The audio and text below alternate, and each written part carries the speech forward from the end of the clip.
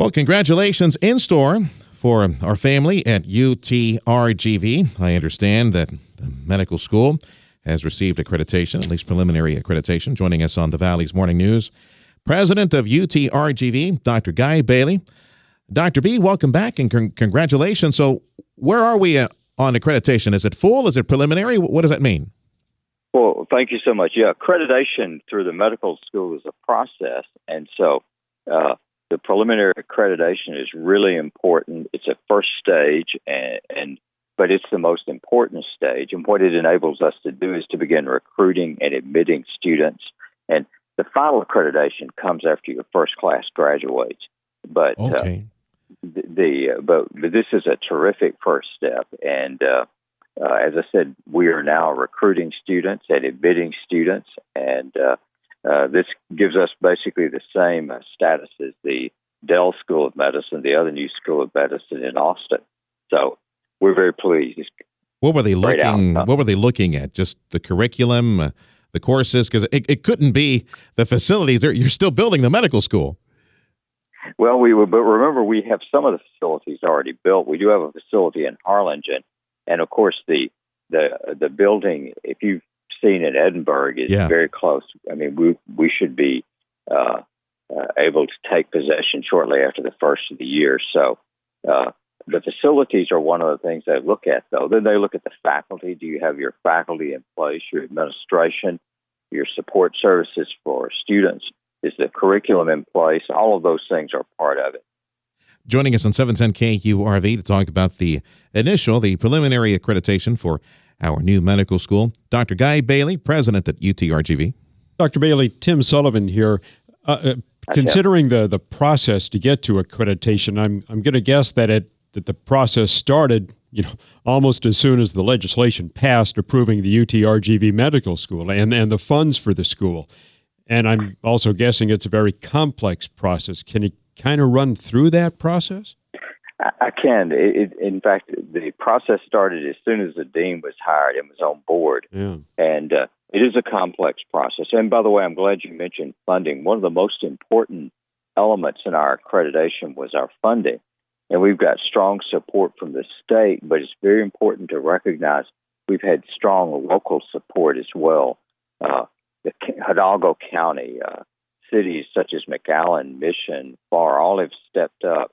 And so their financial support was a key element in this. And the accreditation really hinges in large part on that financial support. But it involves site visits from an accrediting team. We had some mock visits before that, so we thought we knew what the accrediting teams would do. We worked with a consultant over a period of years, but putting together all the information, making sure that you have your facilities, financing, and people in place are the key pieces of that. And then, of course, as you can imagine, there's a significant report we submit. Hey, can I follow up on something, Tim, real quick? Yeah. Because he mentioned funding. What is the annual budget? How much is it going to cost you to keep that medical school open every year? Off the top of my head, I can't give you an ballpark exact 20, figure, 30 million, something like that? That's right, probably about 30 million. And the cities are on the line. You mentioned McAllen, Mission, Farr, and also the county, Hidalgo County. And I think there might be another entity there that I'm forgetting.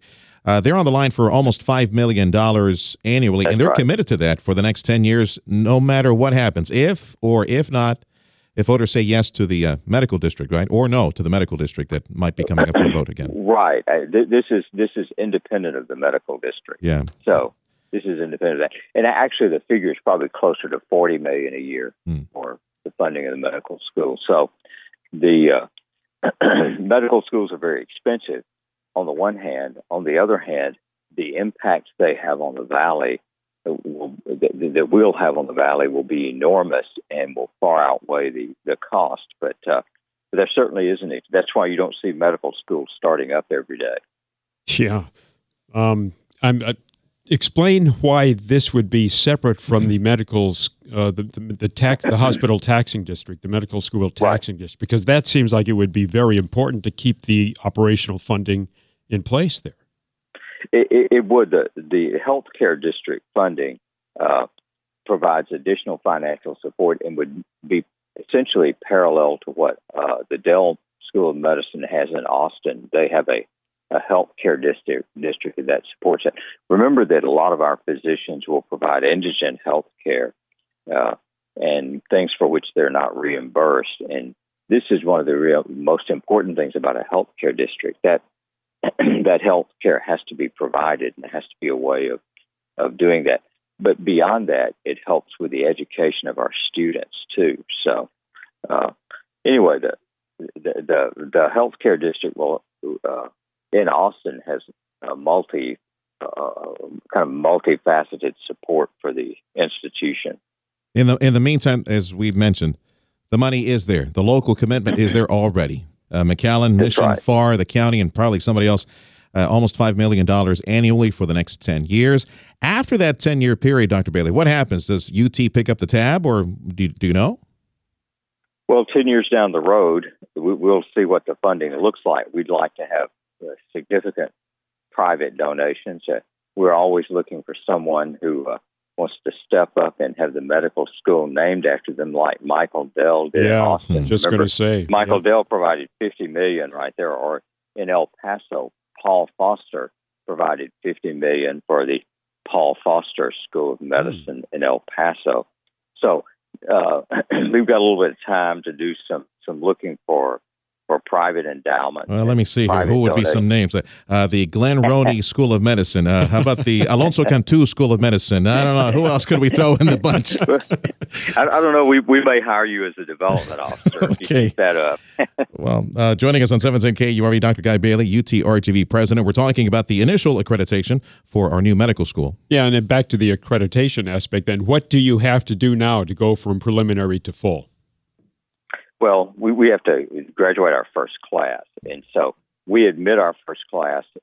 In fact, the admissions process is ongoing right this minute. We've had a huge number of applications, and as you can imagine, we have a lot from the Valley, and we have many from outside the Valley and outside the state.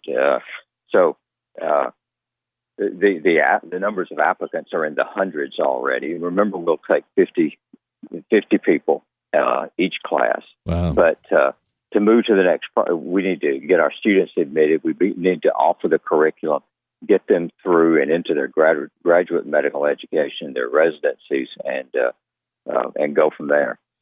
Dr. Bailey, thank you much. Dr. Guy Bailey, UT-RGV President, joining us on 710 KURV.